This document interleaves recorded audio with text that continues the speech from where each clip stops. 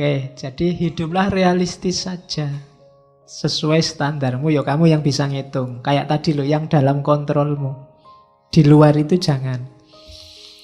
Santri, jadilah santri yang baik. Jadi guru, jadilah guru sebaik-baiknya. Jadi adik, jadilah adik sebaik-baiknya. Jadi kakak, jadilah kakak sebaik-baiknya. Maka mesin hidupmu akan bagus, normal, produktif. Jangan setengah-setengah. Jadi mahasiswa setengah-setengah. Jadi guru setengah-setengah. Jadi kakak juga setengah-setengah. Ya hasilnya tidak bagus. Mesinmu tidak akan muter dengan bagus. Kita itu bagian. Kalau kamu jadi kakak yang bagus, adikmu jadi adik yang bagus, ibumu ibu yang bagus, ayahmu ayah yang bagus, keluargamu jadi keluarga bagus, produktif.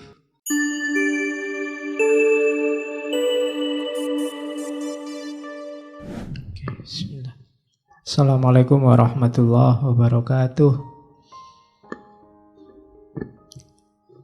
Bismillahirrahmanirrahim. Alhamdulillahi rabbil alamin. Alhamdulillahi nahmaduhu wa nasta'inuhu wa nastaghfiruh wa na'udzu billahi min syururi anfusina wa min sayyiati a'malina may yahdihillahu fala mudhillalah wa may yudlilhu fala hadiyalah.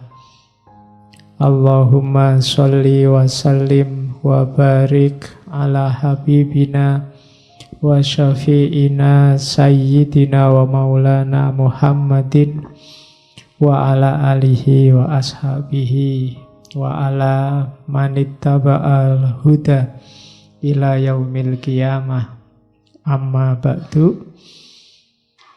Bismillah, mari kita lanjutkan ngaji kita seperti biasa. Malam ini kita lanjutkan jalan-jalan kita di Yunani.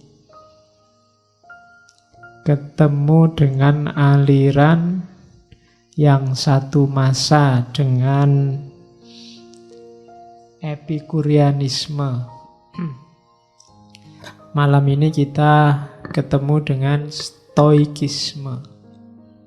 Tulisannya kalau pakai bahasa Inggris biasanya pakai huruf C. Bacanya boleh, kalau pakai Inggris bacanya jelas Stoicisme. Cuma di Indonesia kan pakai huruf K. Ada juga yang tetap pakai huruf C. Stoicisme di beberapa buku filsafat tetap pakai C. Ada juga yang pakai aslinya, biasanya tidak sebagai aliran tapi sebagai kelompok. Biasanya pakai kata-kata Stoa. Kaum Stoa. Stoa itu dari bahasa Yunani yang artinya teras. Stoa ini menurut saya salah satu pemikiran filsafat yang sangat, apa ya bahasaku, sangat Islami. Ya, padahal ini jauh loh sebelum Islam datang. Tapi gagasan-gagasannya sangat Islam. Jadi kalau ada yang tanya, Pak, pembagian filsafat itu seperti apa? Saya biasanya jawabnya filsafat itu ada dua jenis. Pertama filsafat yang Islam, yang kedua filsafat yang Islami. Ya, filsafat Islam itu Ibn Rushd, Farabi dan kawan-kawan. Kalau kayak Stoik ini filsafat yang Islami. Hampir semua filsafat itu menurut saya ya Islami. Asal dia diletakkan di konteksnya yang pas, dia akan berguna. Kelemahan kita selama ini kan melihatnya selalu in general dalam setiap konteks. Tapi bahkan pikiran-pikiran yang kelihatannya sangat destruktif pun kalau kita meletakkannya pas, situasinya pas, kondisinya pas, itu akan sangat berguna. Wong barang baik pun kalau situasinya tidak pas juga tidak ada gunanya. Teh ini kalau dikasihkan sekarang, saya minumnya nanti, itu pas. Tapi jam 3 subuh kamu dodok-dodok pintu rumahku hanya untuk ngasih teh ini. Teh ini tidak jadi sumber kebahagiaan, sumber nesu mesti. Jam 3 subuh cuma bawa teh.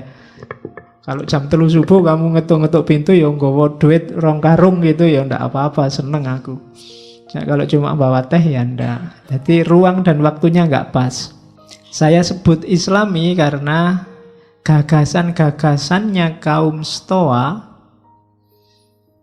itu sangat dekat dengan ajaran agama. Minggu lalu saya bilang Epikuros banyak dikritik ketika Kristen datang dan yang diadopsi yang Stoik ini.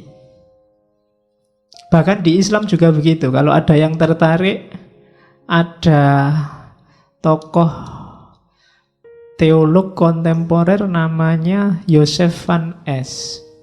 Joseph Van Es ini melakukan penelitian terhadap teologi Islam, Asy'ariyah, Mu'tazilah, dan lain-lain itu. Dia menyimpulkan bahwa logikanya ilmu kalam itu bukan logikanya Aristoteles, tapi logikanya Stoa, gaya Stoik. Jadi kita kan sering menyebut umat Islam itu mewarisi cara berpikir rasional ala Aristoteles. Tapi katanya Joseph Van Es enggak. Yang diwarisi itu Stoa, gaya Stoik. Oke, mari kita lihat Stoik ini seperti apa. Oke, bismillah, kita mulai ya belajar Stoik.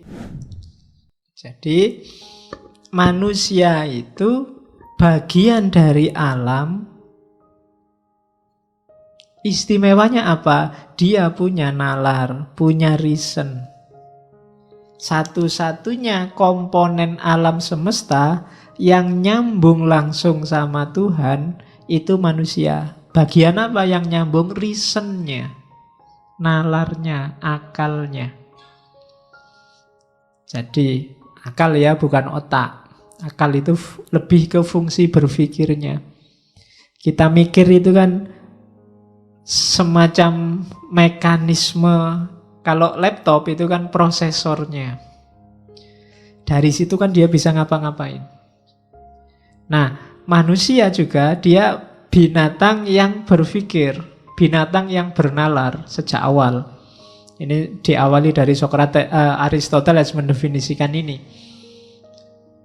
Jadi manusia ini khusus karena dia bisa berpikir, cuma dia juga bagian dari alam semesta.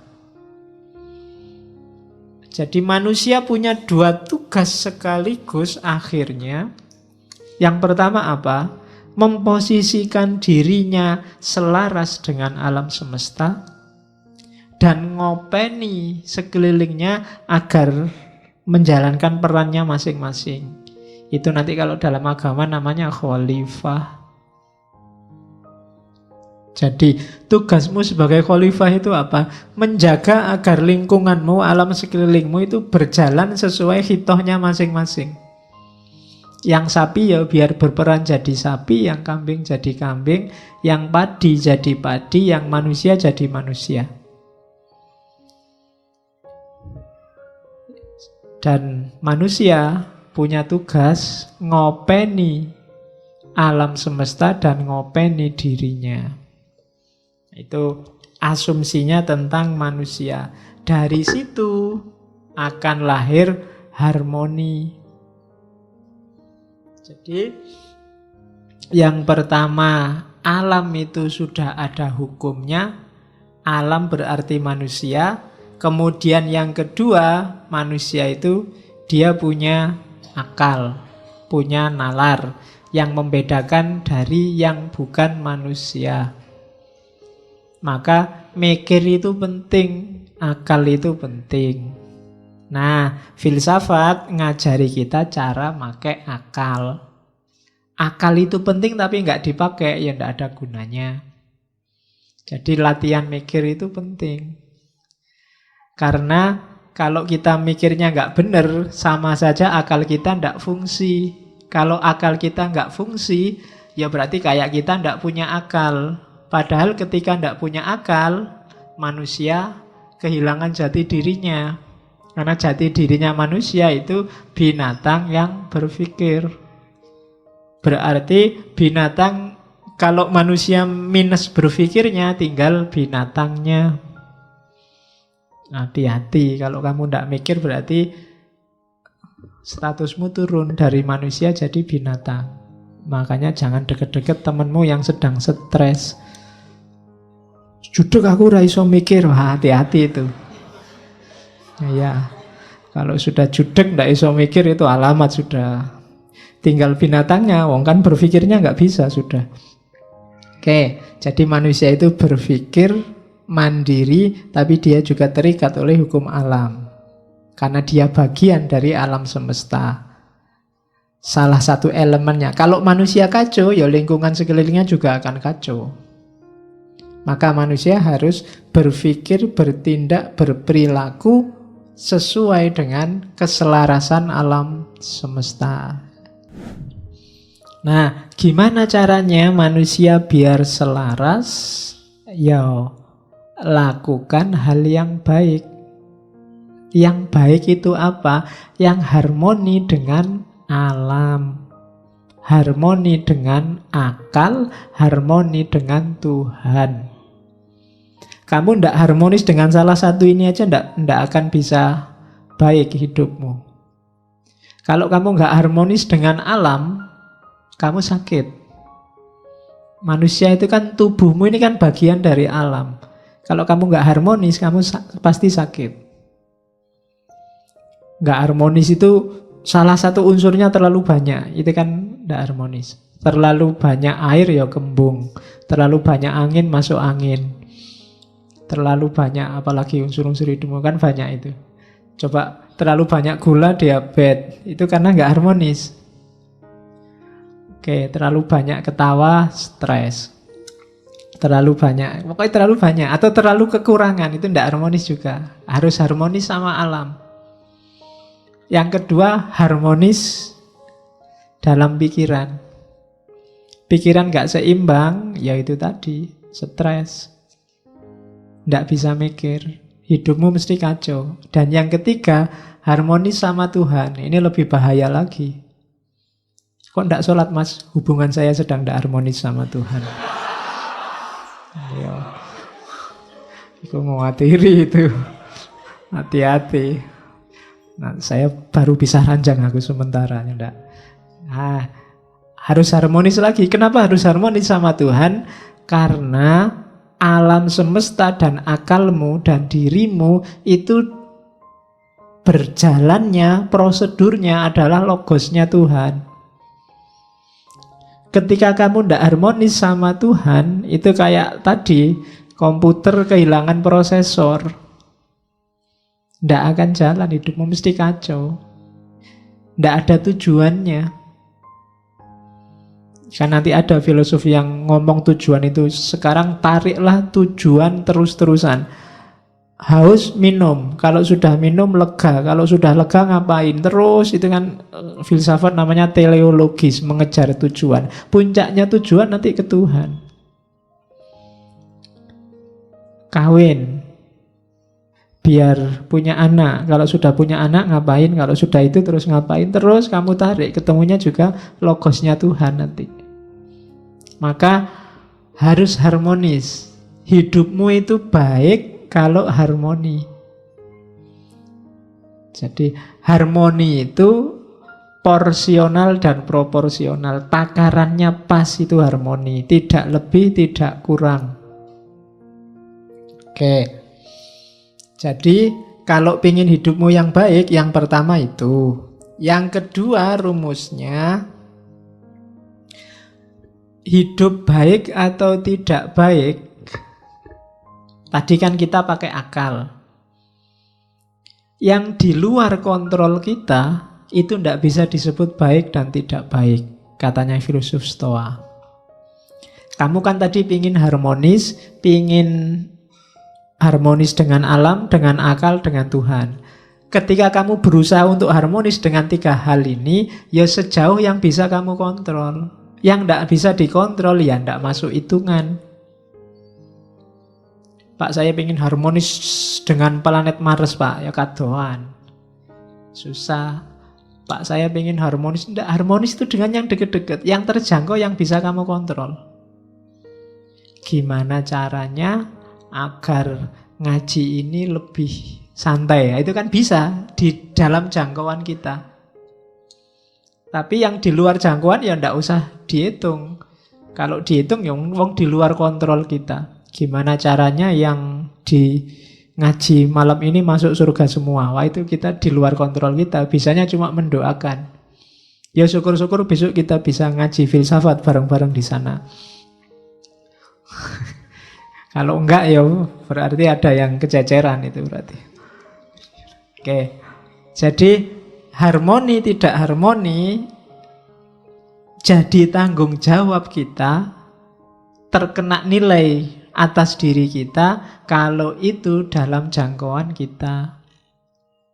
Yang di luar jangkauan kita enggak. Misalnya ini tetanggaku kulitnya putih-putih, aku sendiri kok hitam ya, ini harusnya jadi putih. Enggak, itu di luar jangkauanmu. Kulitmu hitam kan kamu nggak minta juga. Kalau bahasanya Ghazali, itu bedanya kholq sama khuluq. Kalau kholq itu paketan dari Allah. Kita ya sudah diterima aja, tapi kalau khuluq itu dari kita. Kholq itu kan rambutmu keriting apa enggak, kulitmu hitam apa enggak, bibirmu kayak gimana, itu kan Allah. Kamu enggak dosa, enggak apa-apa. Tapi kalau khuluq ini hubungannya sama dosa, berada dalam kontrolmu.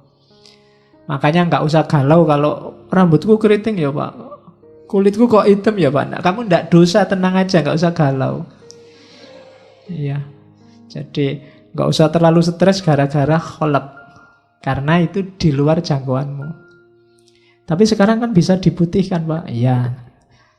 Ya bisa aja. Apa susahnya sih mutihkan? Kamu tinggal beli kapur sama. Ya bagi yang punya uang mungkin berada dalam jangkauannya, mutihkan. Tapi yang nggak punya kayak kita kan di luar jangkauan kita. Jadi nggak usah galau dengan sesuatu yang di luar jangkauanmu. Pak, saya itu ingin menyelamatkan Ahok ya Pak. Gimana caranya? Nggak usah.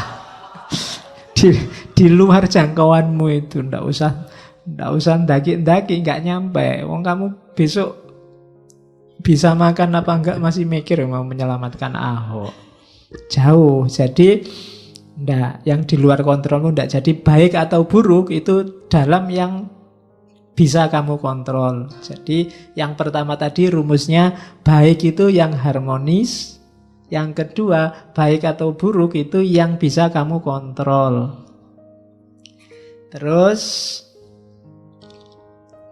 yang ketiga, tadi kan disuruh harmonis. Harmonis dengan alam, harmonis dengan akal, harmonis dengan Tuhan, itu jawabannya satu. Melakukan kebajikan. Kebajikan itu berarti apa? Melakukan hal yang utama. Semua yang baik, semua yang berakhlak, semua yang bajik, itu hasilnya harmoni.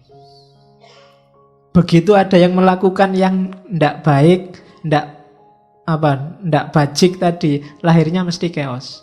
Kenapa kok kacau? Karena banyak yang tidak menetapi kebajikan. Begitu ada satu yang tidak jujur, mesti nanti yang bersangkutan dengan dunia ketidakjujuran itu akan kacau. Misalnya saya bohong, harusnya saya masuk, saya tidak masuk, dan aku diem-diem aja, tidak ngomong-ngomong. Itu kan kacau, kamu datang ke sini kosong, kacau. Gara-gara ketidakbajikan satu. Maka harmonis itu akan lahir kalau kita melakukan hal-hal yang bajik, yang baik. Rumus ketiga. Jadi kalau ingin jadi orang baik, yang pertama targetnya kebaikan itu harmoni. Yang kedua, baik atau tidak itu hanya dalam hal-hal yang bisa kita kontrol saja. Yang enggak, ya enggak bisa baik, enggak bisa buruk. Yang ketiga, harmoni itu akan lahir melalui kebajikan. Tidak mungkin dari hal-hal yang tidak bajik akan lahir harmoni.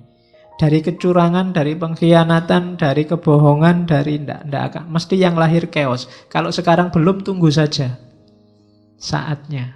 Nah, jadi ini katanya Zeno ya. Jadi etikanya Zeno. Kemudian yang keempat, oleh karena itu, akhirnya apa? Harmoni itu akan kembali ke kita lagi. Tadi kan kita mewujudkan harmoni lewat jalur kebajikan. Kalau sudah bajik, akan lahir harmoni dalam jiwa kita. Tenang kita. Jadi rumusnya orang hidup itu katanya Zeno, yang pertama wujudkan harmoni dalam hal-hal yang bisa kita jangkau. Jalannya adalah melakukan kebaikan. Kalau semua sudah kita lakukan, jiwa kita akan tenang, harmonis juga. Jadi 4. Kalau kita bisa mewujudkan 4 ini, kita akan hidupnya enak. Itulah sunnatullahnya, kebaikan. Rumusnya itu.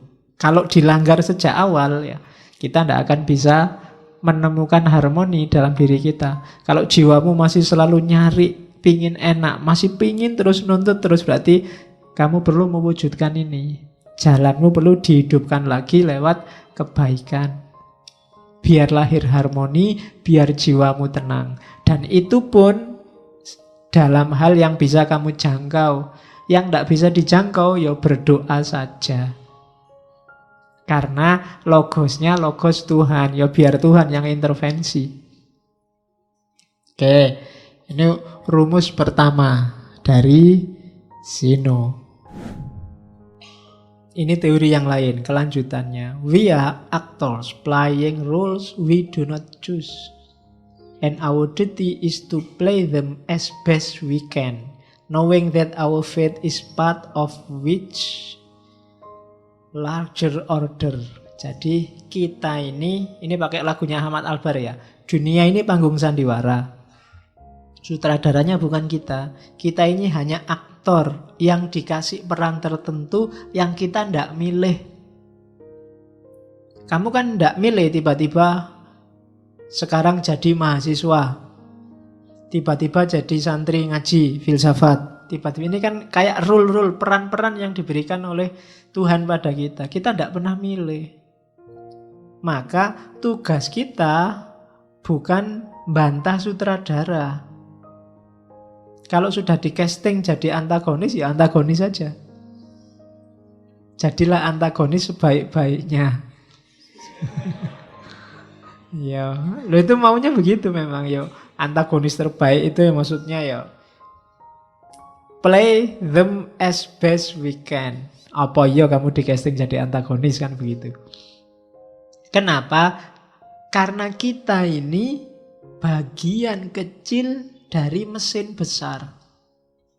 Kalau kita nggak main sebaik-baiknya, mesin besar ini akan kacau. Jadi santri, jadilah santri yang baik. Jadi guru, jadilah guru sebaik-baiknya. Jadi adik, jadilah adik sebaik-baiknya. Jadi kakak, jadilah kakak sebaik-baiknya. Maka mesin hidupmu akan bagus, normal, produktif. Jangan setengah-setengah. Jadi mahasiswa setengah-setengah. Jadi guru setengah-setengah. Jadi kakak juga setengah-setengah. Ya hasilnya tidak bagus. Mesinmu tidak akan muter dengan bagus.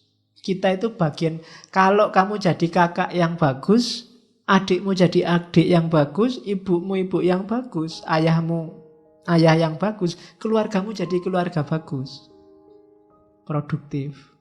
Pemimpinnya harus bagus, rakyatnya juga harus bagus. Tidak bisa salah satu. Wah, yang penting kan kuncinya pemimpin. Loh, sebagus-bagusnya pemimpin kalau rakyatnya kacau ya tetap kacau. Karena ini organisme besar. Bahkan organisme besar ini tidak sekedar keluarga, tidak sekedar negara, tapi alam semesta. Jangan dikira chaosnya Suriah itu ya Suriah saja. Imbasnya pasti ke Indonesia. Buktinya banyak Indonesia yang ketut masuk ke sana.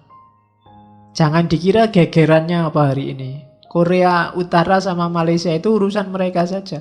Kalau benar terjadi perang, imbasnya pasti ke sini. Wong kita ini mesin besar kok. Israel sama Iran misalnya perang, terus dua-duanya mengeluarkan nuklir. Yang kiamat bukan cuma Israel sama Iran, ya sak dunya rusak kabeh. Karena kita organisme besar. Kalau kamu maki-maki orang misalnya, itu kan kamu tidak berperan yang bagus. Jangan dikira jeleknya kena kamu saja. Wong kamu itu bagian dari organisme besar. Keluargamu mungkin kena, kuwi anake sapa nek ngomong kaya ngono kuwi. Muridé sapa lho, gurunya kena. Candi kuwi, daerahmu kena. Iya kan? Jadi jangan dikira urusannya cuma sama dirimu. Kita ini sekrup kecil dalam organisme besar. Maka jalankan peranmu sebaik-baiknya. Nggak usah bahas casting. Aduh, castingku kok ndak enak ini jadi adik, penginku jadi kakak. Ternyata nggak punya adik, punyanya kakak, toh akhirnya jadi adik. Ya jadilah adik yang baik. Enak jadi dosen ya tinggal merentah-merentah, nugas-nugasin. Lu dosennya dulu juga pernah jadi mahasiswa. Dulu, sekarang castingnya ganti. Maka castingmu sekarang baru jadi mahasiswa. Perankan sebaik-baiknya. Biar nanti sama sutradaranya kamu diganti casting yang enak. Kalau jadi mahasiswa nggak becus, yo casting selanjutnya kan yo logos tadi loh, ada logikanya, ada hukumnya. Jadi, we are actors playing roles we do not choose, and our duty is to play them as best we can, knowing that our fate is part of much larger order. Jadi kita ini skrup kecil dalam mesin besar. Mesin besar itu murnya satu copot aja ya sudah wassalam. Semuanya ikut kacau. Terus, oke, ini rumus terakhirnya, realistis. Realistis itu apa? Do not seek to have everything that happens as you wish, but wish for everything to happen as it actually does happen. Jangan berusaha agar segalanya terjadi seperti yang engkau inginkan, namun inginkanlah agar segalanya terjadi seperti yang seharusnya terjadi. Jadi inginkan yang seharusnya, bukan inginkan sesuai keinginanmu. Bukan mengusahakan sesuai keinginanmu. Jadi saya pinginnya sih nggak belajar Pak, tapi nilaiku bagus. Nah, itu karepmu lah ngono kuwi. Gitu loh. Sunnatullahnya kalau ingin nilai bagus, belajar. Jadi berusahalah agar yang kamu inginkan itu yang seharusnya terjadi. Hidupmu lebih damai. Hidupmu akan tenang. Kalau yang kamu inginkan jadi basisnya bukan keinginanmu tapi realitasnya. Itulah yang namanya realistis. Ya saya realistis saja Pak. Kalau jadi miliuner mungkin tidak bisa. Jutawan mungkin bisa lah kalau besok kira-kira kerjaan saya ini. Itu namanya realistis. Yang kamu hitung bukan keinginanmu. Kalau manut keinginanmu sih pengenmu jadi orang paling kaya se-Indonesia. Tapi ya orang mungkin. Nah, itu namanya melihat fakta berdasarkan realitas, bukan berdasarkan keinginanmu. Itu namanya realistis. Kuncinya hidup tenang itu hidup yang realistis. Pak, kalau wajah saya kayak gini ya, asal punya pasangan aja alhamdulillah. Itu lebih nyaman daripada saya Pak, kulitnya putih, rambutnya panjang. Ya wis. Susah nyarinya. Ada kuda putih. Kulitnya putih, rambutnya panjang. Oke, jadi hiduplah realistis saja. Sesuai standarmu, ya kamu yang bisa ngitung. Kayak tadi loh, yang dalam kontrolmu. Di luar itu jangan.